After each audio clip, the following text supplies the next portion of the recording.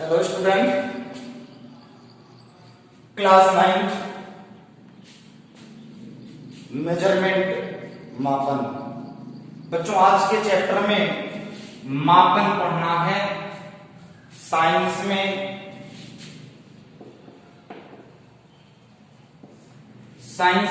विज्ञान में क्या पढ़ना है बच्चों?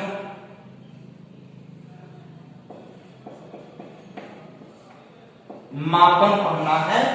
लेकिन साइंस किसे कहते हैं, विज्ञान किसे कहते हैं?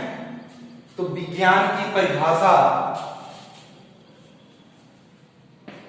क्या होगी ये जानना है।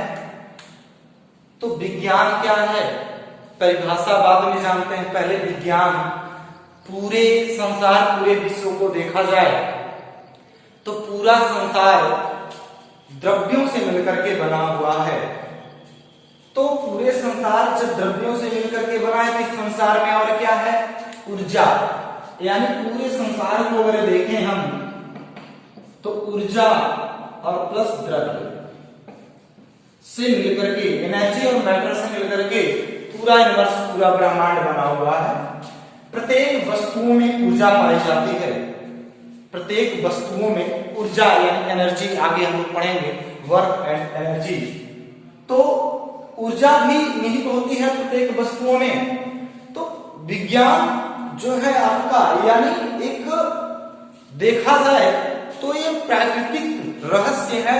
और उस प्राकृतिक रहस्य का तात्पर्य हम अपने दैनिक जीवन के क्रियाकलापों में बहुत सी वस्तुओं की रख रखाव, उनके अध्ययन की आवश्यकता पड़ती है रख रखाव के लिए, और उनका संचालन करने के लिए भी हमें एक विशेष ज्ञान की आवश्यकता पड़ती है।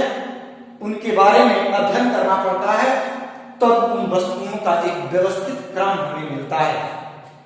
यानी किसी भी वस्तु को यदि कहीं पे भी रखना है तो उसके लिए भी हमें वहां रखना उचित होगा या नहीं, वहां रखने से उस वस्तु पर क्या प्रभाव पड़ेगा। और यदि हम ये देखें कि प्रत्येक वस्तुएं गति कर रही हैं तो उस प्रत्येक वस्तुएं जो गति कर रही हैं उसमें से कुछ हमें स्थिर भी दिखाई देती हैं। जैसे टेबल, यदि टेबल हम देखें तो टेबल हमारा अपने घर में देखा जाए तो स्थिर पड़ा है, लेकिन वास्तव में वह टेबल क्या कर रहा है? गति कर रहा है। क्यों? क्योंकि पृथ्वी गति कर रही है। पृथ्वी गति कर रही है अर्थात पृथ्वी पर हम लोग भले ही खड़े हैं, आप खड़े हो विरामावस्था में, लेकिन यदि अध्ययन किया जाए तो हम लोग अध्ययन करने पर पाए कि पृथ्वी पर स्थित प्रत्येक वस्तु पृथ्वी के साथ क्या करती है? गति करती है, चूंकि पृथ्वी गतिमान है। लेकिन उसके सापेक्ष हम देखते हैं कि वस्तुएं स्थिर हमें दिखाई देती हैं। जैसे आप बस में बैठ करके यात्रा करते हैं तो बस में आप बैठे हो, आप स्थिर दिख रहे हो, लेकिन बस भी चल रहा है तो बस के साथ आप भी क्या कर रहे हो? गति कर रहे हो। लेकिन फिलहाल तो हम लोगों को यहाँ पे विज्ञान जानना है। विज्ञान जो है आपका साइंटिया नामक शब्द से, या सिंटिया कहते हैं उसी को, SCINTA, साइंटिया नामक शब्द से कौन बना हुआ है? साइंस बना हुआ है। और साइंस का मतलब क्या हो गया? हिंदी उसकी क्या हो गई? विज्ञान हो गया। यानी विज्ञान क्या है? विज्ञान आपका एक छोटी सी परिभाषा, व्यक्ति के चारों तरफ घटित घटनाओं के वैज्ञानिक अध्ययन को विज्ञान कहा जाता है। या व्यक्ति के चारों तरफ घटित घटनाओं का अध्ययन करना ही विज्ञान है। या ब्रह्मांड के रहस्यमयी घटनाओं का अध्ययन विज्ञान कहलाता है। या आप कह सकते हैं किसी सुसंगठित, सुव्यवस्थित, क्रमबद्ध ज्ञान को विज्ञान कहते हैं। हम लोगों ने पढ़ा है। और इस साइंटिया का मतलब क्या होता है ये जान लें हम लोग। नो होता है, क्या होता है? नो मीन्स क्या होता है?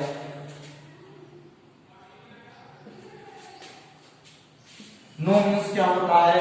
जानना होता है बच्चों। क्या होता है? जानना।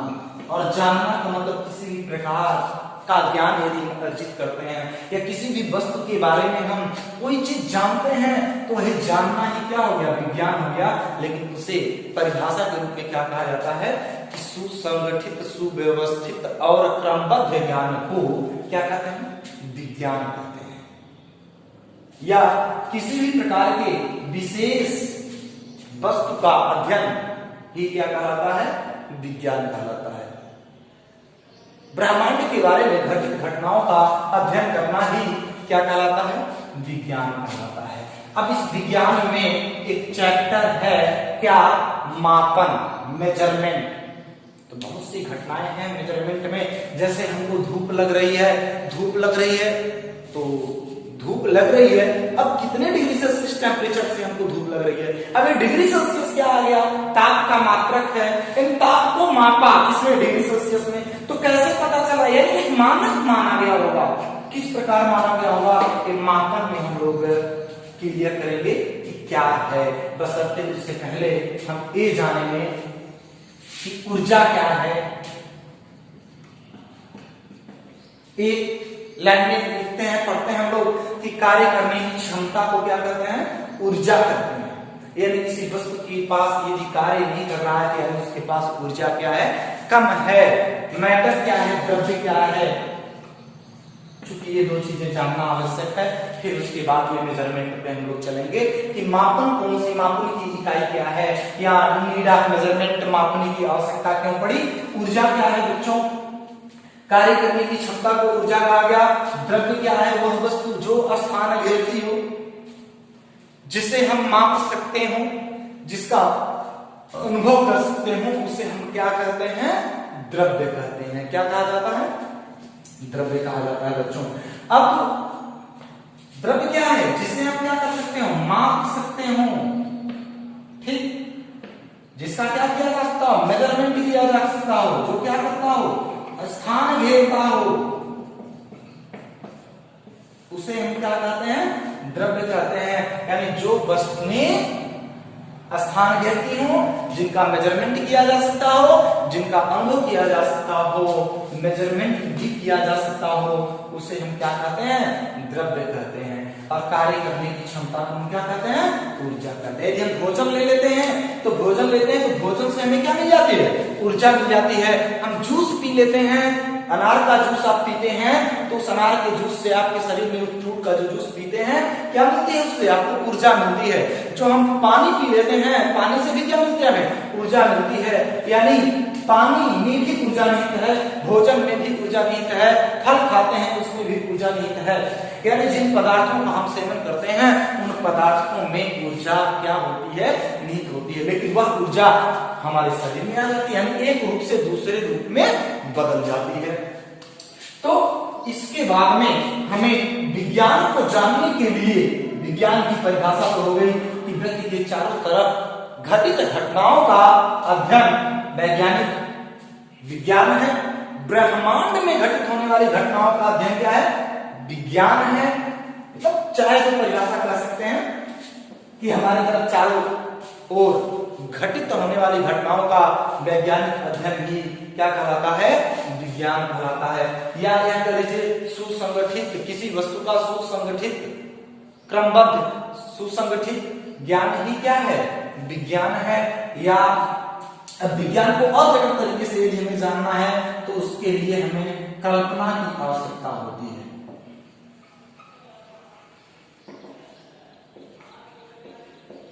कल्पना, प्रयोग,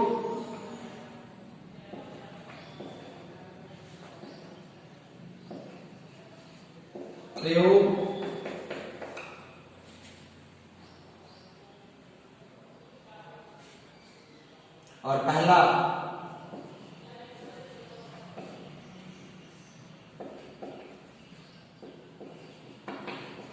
परीक्षण,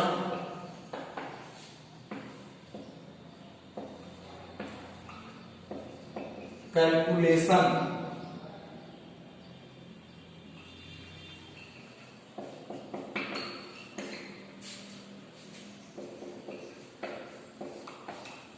यानी यदि विज्ञान जानना है बच्चों तो ऑब्जर्वेशन, प्रेक्षण। कौन सी चीज? प्रेक्षण। जैसे कहेंगे सर जी प्रेक्षण क्या है? बच्चों पेड़ के पत्ते हरे होते हैं, क्यों हरे होते हैं नहीं पता। अगर यदि मान लिया जाए पेड़ के पत्ते हरे हैं तो पेड़ का पत्ता पर जब निगाह, यानी जब आपकी नजर किसी वस्तु पर पड़े और उसके बारे में आप सोचें यानी जब नजर पड़ी, जिस चीज पर नजर पड़ती है वही प्रेक्षण कहलाता है, ऑब्जर्वेशन वही चीज होती है। यानी जब आप फल को देख रहे हैं, फल अभी आपका हरा है, फल पर निगाह आपकी पड़ी तो जो फल है, यदि आम को आप देख रहे हो तो वह बच्चों आम जो है आपका क्या है, प्रेक्षण ऑब्जर्वेशन हो गया। अब कल्पना करेंगे उसके बारे में, ए आम अभी हरा, कुछ समय के पश्चात, कुछ महीनों के पश्चात वो बड़ा हो रहा है, धीरे धीरे बड़ा होने के बाद में वो पक रहा है तो उसका रंग बदल रहा है, यानी भी आपने देखा बड़ा हो रहा है, तब कल्पना करेंगे उसके बारे में, यानी वो आम आपका प्रेक्षण हो गया। अब उस पर सोचेंगे कि वो बड़ा हो रहा है, हरे से पीला हो रहा है, फिर प्रयोग करेंगे कि वो क्यों हरा है, वो क्यों बढ़ रहा है और वह क्यों पीला हो रहा है, आपका एक्सपेरिमेंट होगा। अब अंत में रिजल्ट क्या आ रहा है, जो रीजन जितने मिलेंगे उनको एक लिख देंगे। और कई बार एक्सपेरिमेंट करने से, कई आम के फलों को देखने पर अगर यही प्रयोग निष्कर्ष मिलता है कि वह फल धीरे धीरे बड़ा भी होता है, बड़ा होने के पश्चात उसके कलर भी यदि बदलते हैं, उनमें परिवर्तन होता है, तो गणना के द्वारा वह सत्य पाया जाता है, अंतिम लाइन से गणना में लिखी जाती है, जो निष्कर्ष प्राप्त होता है आपका। यानी एक बार और हम लोग समझेंगे कि ऑब्जर्वेशन और इन चारों चीजों को मिला करके आप विज्ञान की एक और आधुनिक परिभाषा दे सकते हैं कि आप किसी भी वस्तु के ऑब्जर्वेशन, हाइपोथेसिस, एक्सपेरिमेंट और कैलकुलेशंस की प्रक्रिया को विज्ञान कहते हैं। बहुत इंपॉर्टेंट थ्योरी है बेटा यहाँ पे कि ऑब्जर्वेशन, हाइपोथेसिस, एक्सपेरिमेंट और कैलकुलेशन, यानी किसी भी वस्तु का प्रेक्षण, कल्पना, प्रयोग और गणना या निष्कर्ष ही क्या कहलाता है, विज्ञान कहलाता है। क्योंकि जब तक ये चारों चीजें प्रूफ नहीं हो जाती हैं, तब तक विज्ञान, मतलब विज्ञान में क्या अध्ययन किया जाता है, तो यहाँ पे अध्ययन स्टार्ट होता है। और इन चार बातों को प्रूफ होने पर हम विज्ञान कर देते हैं, यानी वह वस्तु सुसंगठित हो जाती है, सुव्यवस्थित हो जाती है और क्रमबद्ध हो जाती है, इसलिए उसे क्या कहा जाता है, विज्ञान। यहाँ पे क्रमबद्ध है, सबसे पहले हमें प्रेक्षण की आवश्यकता पड़ती है, फिर आप उस पर विचार करते हो, सोचते हो, उसके बाद में आप प्रयोग करते हो, क्या वह तथ्य सही है, तो अंतिम लाइन निष्कर्ष मिलती है और हम लोग निष्कर्ष लिखते हैं। और भी इसके पश्चात हमारे दो चीजें बनते हैं, एक प्रिंसिपल बनता है, एक लॉ बनता है, यानी एक सिद्धांत बनता है और एक नियम बनता है बच्चों। तो इन सबसे मिलकर के सिद्धांत बनता है और नियम तब बनता है कि जब वह सिद्धांत बार बार एक्सपेरिमेंट करने से हमें वही सिद्धांत में प्राप्त होते हैं नियम, तब क्या बन जाता है, बार बार यदि करने से वही चीज मिलती है तो क्या बन जाता है, नियम बन जाता है। किसी भी वस्तु का अध्ययन, किसी भी विषय का अध्ययन जो होता है, वह अध्ययन जब तक चलता है तो सिद्धांत होता है, लेकिन जब वो सत्य पाया जाता है तो उसे क्या बना दिया जाता है, नियम बना जाता है, नियम बन जाता है। सिद्धांत में बच्चों परिवर्तन किया जा सकता है, यदि कोई सिद्धांत बनाया गया है तो सिद्धांत को बदला जा सकता है, लेकिन अगर वह नियम का रूप ले लिया, इसका रूप ले लिया, नियम बन गया है, तो नियम में परिवर्तन नहीं किया जा सकता है। हाँ, सिद्धांत में परिवर्तन किया जा सकता है। तो आगे चलते हैं।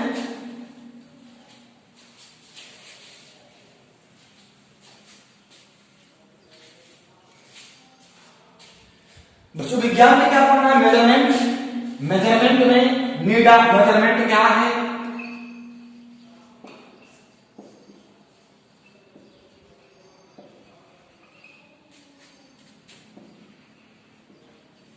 नीड ऑफ मेजरमेंट की आवश्यकता क्यों पड़ी, इसके पहले हम आपको बता दें फिजिकल क्वांटिटीज।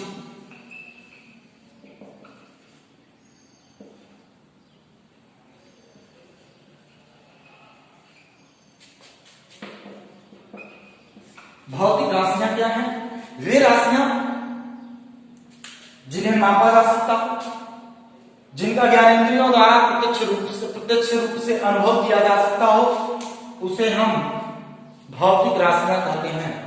भौतिक राशियां क्या हैं, जिनका मापन किया जा सकता हो, जिनका अनुभव ज्ञानेंद्रियों द्वारा किया जा सकता हो, उसे भौतिक राशियां कहते हैं। जैसे लंबाई, द्रव्यमान, समय, चाल, ताप, विस्थापन, तो ये सभी राशियां क्या हैं, भौतिक राशियां हैं। बल, बलागुण, कार्य, ऊर्जा सभी क्या हैं? भौतिक राशियां हैं। यानी जिन्हें माप सकते हो, जिनका अनुभव किया जा सकता हो, उससे हम क्या कहते हैं? भौतिक राशियां कहते हैं बाबू। अब नीड ऑफ मेजरमेंट, इसलिए भौतिक राशियों के मापन की आवश्यकता पड़ी कि जब हमें कह दिया जाए दो वस्तुएं ली जाए, दोनों में से कौन अधिक वजन है कौन कम, इसका अंतर तो बता देंगे कि यह वस्तु अधिक वजन है, यह वस्तु कम वजन है। किसी दो वस्तुओं को दिया जाए, पकड़ करके बताइए कौन सी अधिक गर्म है, तो गर्माहट का एहसास करके लगभग आप बता देंगे कि कौन सी वस्तु अधिक गर्म है। दो छड़ी दे दी जाए, कौन सी छड़ी अधिक लंबी है और कौन उससे छोटी है बता देंगे, लेकिन कितनी छोटी है ये नहीं बता पाएंगे, कितना किलोग्राम हुआ है उससे कम है यह नहीं बता पाएंगे। यानी एक निश्चित सर्टेन यूनिट यानी मात्रक,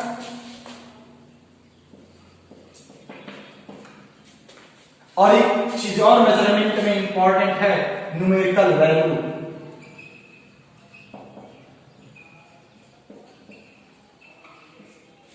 दो बातें, एक मात्रक, एक आंकिक मान,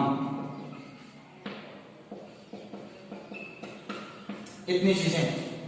तो मेजरमेंट की आवश्यकता इसीलिए, मापन की इसीलिए आवश्यकता पड़ी कि निश्चित रूप से हम उस वस्तु को नहीं बता पाते कितनी छोटी है कितनी बड़ी, कितना उसका वजन कम है कितना उसका वजन ज्यादा, कितना टेम्परेचर अधिक है कितना कम, उस पात्र में पानी कितना है, इस पात्र में पानी कितना है, अरे भाई इसमें ज्यादा इसमें कम, लेकिन कितना ज्यादा है उसमें कितना कम है, इस मकान का एरिया कितना है, इसका क्षेत्रफल कितना है, इसका आयतन कितना है। तो जब निश्चित रूप से बताना हो तब वहां पे हम असमर्थ हो जाते हैं। इसलिए ऐसी वस्तुओं को स्पष्ट करने के लिए, ऐसे वस्तुओं की एरिया को मापने के लिए, उनके आयतन को मापने के लिए हमें एक निश्चित मापन की आवश्यकता पड़ी और उसकी मात्रक की आवश्यकता पड़ी। इसीलिए हमें मापन चैप्टर हमारे साइंटिस्टों ने बनाया। मापन कैसे करते हैं? किसी भी भौतिक राशि का उसके मात्रक से तुलना करना ही अध्ययन कहलाता है, या किसी वस्तु का उसी प्रकार की वस्तु से तुलना करना ही मापन कहलाता है। मापन किसे कहते हैं?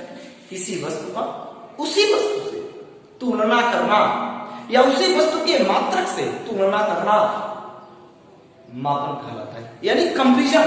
जब एक ही प्रकार की दो वस्तुओं में तुलना हो रहा हो तो उसे हम क्या कहते हैं? मापन कहते हैं। क्या कहा जाता है बच्चों? मापन कहा जाता है। कब कहा जाता है? जब एक ही प्रकार की दो वस्तुओं में क्या हो रहा हो? तुलना हो रहा हो तो उसे मापन कहते हैं। या जब एक वस्तु का उसी प्रकार की वस्तु के मात्रक से तुलना किया जा रहा हो तो उसे मापन कहते हैं। मात्रक क्या है? किसी भी भौतिक राशि के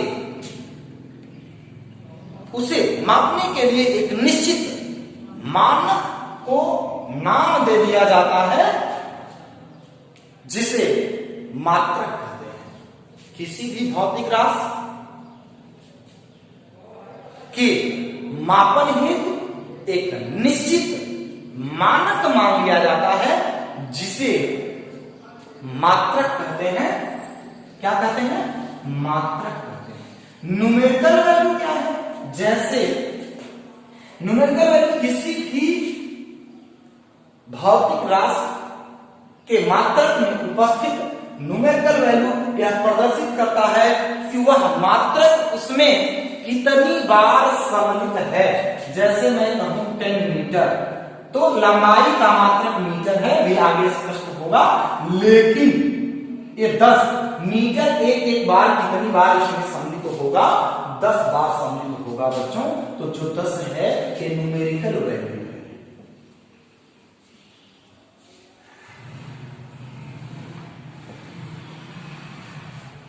ये कौन सी है? न्यूमेरिकल वैल्यू है। मीटर जो एम है वो क्या है?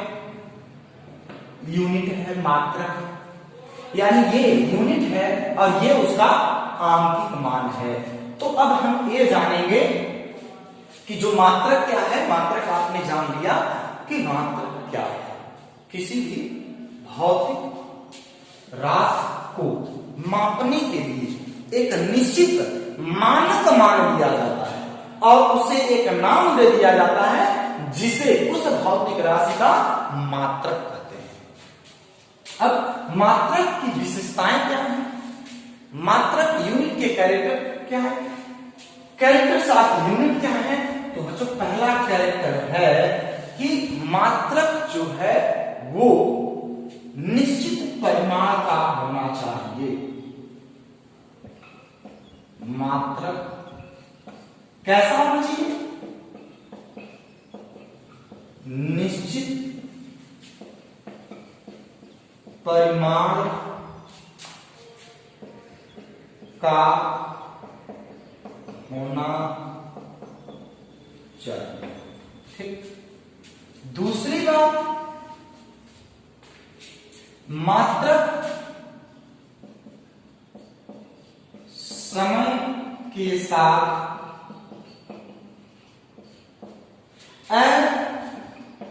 परिवर्तनशील होना चाहिए।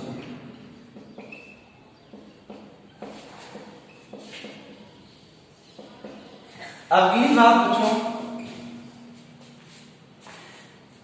कि जो मात्रक होना चाहिए समय के साथ क्या होना चाहिए? अपरिवर्तनशील होना चाहिए। और जो आपके मात्रक हैं, अगला पॉइंट, तीसरा पॉइंट होगा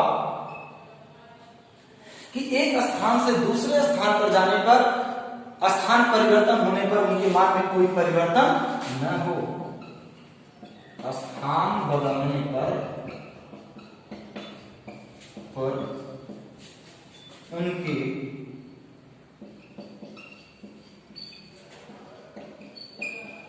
परिमाण में कोई परिवर्तन नहीं होना चाहिए। परिवर्तन नहीं होना चाहिए, यानी जब भी हो तो उनके मान में कोई भी परिवर्तन नहीं होना चाहिए। और किसी भी मतलब भौतिक दशाओं में जैसे ताप, दाब इत्यादि पर उनके मान में कोई परिवर्तन, भौतिक अवस्था में ताप, दाब पर उस मात्रक के मान में कोई भी परिवर्तन नहीं होना चाहिए। भौतिक अवस्था में ताप, दाब पर उनके उस मात्रक के मान में कोई भी परिवर्तन नहीं होना चाहिए बच्चों। तो ये मात्रक की क्या है? विशेषताएं हैं। अगली लाइन हम लोग चलते हैं कि किसी भी मात्रक को लिखा कैसे जाता है। मात्रकों को लिखने का तरीका क्या है? Law of writing a unit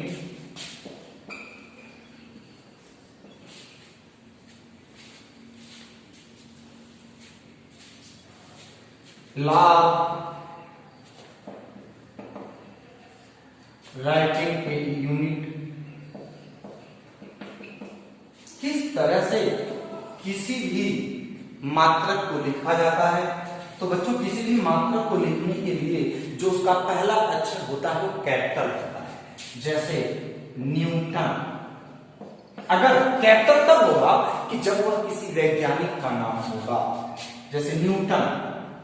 और वैसे किसी भी भौतिक राशि के मात्रक को लिखने के लिए जब मात्रक लिखा जाता है तो स्मॉल लेटर में लिखा जाता है। किसमें लिखा जाता है? लेकिन अगर वह किसी वैज्ञानिक का नाम है तो उसे हम कैपिटल अक्षर में लिखते हैं। जैसे न्यूटन सिंबल एम का प्रयोग करते हैं। कूलाम कैपिटल सी का प्रयोग करते हैं। एम्पियर कैपिटल ए का प्रयोग करते हैं। केल्विन इसका प्रयोग करते हैं, कैपिटल के का प्रयोग करते हैं। दूसरी बात, अगर वह किसी वैज्ञानिक का नाम नहीं है तो मीटर स्मॉल एम से लिखेंगे, ध्यान दीजिएगा। किलोग्राम है तो इसे स्मॉल केजी लिखते हैं। डिग्री सेल्सियस है। और जैसे मीटर पर सेकंड अगर आपको लिखना है, सेकंड लिखना है तो स्मॉल लिखते हैं, क्योंकि सेकंड किसी वैज्ञानिक का नाम नहीं है, ध्यान देंगे। मोल लिखना है तो स्मॉल लेटर में लिखते हैं। तो इस तरह से तीसरा पॉइंट कौन सा है कि कभी भी जब कैपिटल लेटर में लिखना हो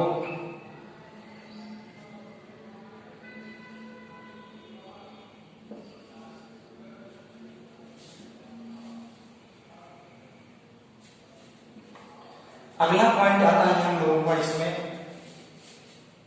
कि जब भी मात्रक आप लिखेंगे, अगर किसी वैज्ञानिक का नाम है न्यूटन अंग्रेजी में, तो अंग्रेजी में पहला अक्षर पूरा अगर न्यूटन लिखते हैं तो कभी भी पूरा इसको नहीं लिखेंगे। गुलाम अगर पूरा लिखते हैं आप तो गुलाम का पहला अक्षर कैपिटल नहीं होना चाहिए, क्या होना चाहिए? स्मॉल होना चाहिए। न्यूटन का पहला अक्षर क्या होना चाहिए? स्मॉल। ध्यान दीजिएगा, अगर आप यह कैपिटल एन सिंबल न लिख करके इसकी इंग्लिश लिखते हैं न्यूटन, तो स्मॉल लेटर से स्टार्ट करिएगा, कैपिटल से नहीं। गुलाम है, अगर पूरा इंग्लिश गुलाम लिखना है तो स्मॉल लेटर से स्टार्ट करिएगा। एम्पियर लिखना है तो स्मॉल लिखिएगा। एम्पियर अगर लिखना है तो स्मॉल लेटर से लिखिएगा, कहीं कैपिटल मत कर दीजिएगा। कैपिटल नहीं लिखना है, उसका पहला अक्षर क्या लिखना है? स्मॉल। अगर केवल संकेत लिखना है तो कैपिटल अक्षर में होना चाहिए। और जब आप कहीं विभाजन में लिखना हो, यानी विभाजन में लिखा हो किसी मात्रा को, जैसे मीटर प्रति सेकेंड, मीटर और बटे क्या? सेकेंड, तो या कहीं कहीं ऐसे लिखते हैं मीटर बाय सेकेंड। तो जब भी इस तरह से लिखें, अब इसका प्रयोग एक बार से अधिक नहीं किया जाता है। समझ में आ गया? तो आप लोगों को समझ में आया, मापन किसे कहते हैं? किसी भी वस्तु का उसके मात्रक से तुलना करना, या किसी भी भौतिक राशि का उसके मात्रक से तुलना करने को ही मापन कहते हैं, या तुलना करना मापन कहलाता है। किसी भौतिक राशि का उसके मात्रक से तुलना करना ही मापन कहलाता है। मात्रक क्या है? किसी भी भौतिक राशि को मापने के लिए एक निश्चित परिमाण का मानक मान लेते हैं, उसे उस भौतिक राशि का मात्रक कहते हैं। समझ में आ गया? और एक इंपॉर्टेंट बात कौन सी? किसी भी भौतिक राशि का आंकिक मान उसके मात्रक के विरुद्ध क्रमानुपाती होता है। क्या होता है बच्चों? आंकिक मान, यानी अगर आंकिक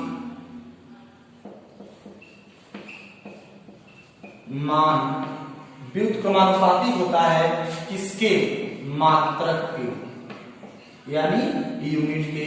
तो आंकिक मान को यहां से लिखते हैं यूनिट मात्रक हो गया, ये फार्मूला। अब इससे या u इक्वल टू नियतांक, मात्रक और आंकिक मान का गुणनफल क्या होता है? नियतांक होता है। या इसे लिख सकते हो n1 u1 equal to n2 u2 बच्चों। यानी किसी भी भौतिक राशि का आंकिक मान उसके मात्रक के व्युत्क्रमानुपाती क्रमानुपाती होता है। मात्रक व्युत्क्रमानुपाती क्रमानुपाती होता है। यानी जैसे 1 मीटर इक्वल टू 100 सेंटीमीटर, तो 1 क्या है? n1 है, मीटर क्या है? u1 है, मतलब मात्रक है। 100 क्या है? n2 है, सेंटीमीटर क्या है? u2। इस तरह से अब इस पर और भी आगे चर्चा होगी। मेजरमेंट में आगे की ओर हम लोग बढ़ेंगे, फंडामेंटल क्वांटिटीज की ओर पढ़ेंगे, डेरिवेटिव क्वांटिटीज, और उसकी यूनिट की ओर, सिंबल्स, कुछ फंडामेंटल क्वांटिटीज के स्टैंडर्ड्स यूनिट, उसमें लार्ज यूनिट, स्मॉल यूनिट की चर्चाएं अगली वीडियो में होंगी। आप इसमें important observations, hypothesis, experiment, calculation पर ध्यान देंगे। कैलकुलेशंस क्या है, उसके बाद में नीड ऑफ मेजरमेंट मैंने आपको बताया, विशेष ध्यान देते हुए मेजरमेंट की डेफिनेशन जो बताई गई, यूनिट की डेफिनेशन बताई गई, आंकिक मान जो है आपका मात्रक में कौन सा संबंध है, तो दोनों में व्युत्क्रमानुपाती का संबंध होता है। सूत्र कौन सा इससे मिला, N1 N2 U2। अगली वीडियो में फिर अगले टर्म के साथ